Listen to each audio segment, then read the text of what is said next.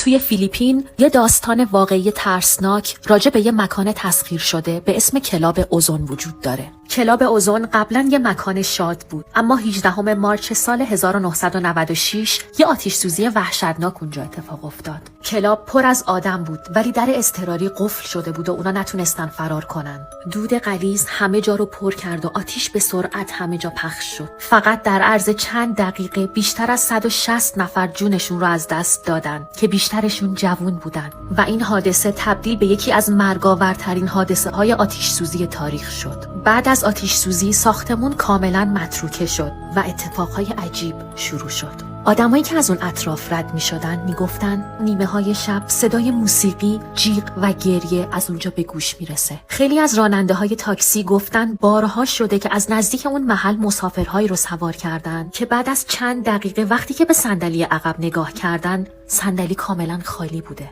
خیلی های دیگه میگن بارها پشت پنجره های شکسته ساختمون سایه هایی رو دیدن که در حال حرکت بودن. بیشتر آدما باور دارن روح کسایی که اونجا مردن هنوز داخل اون کلاب گیر افتادن.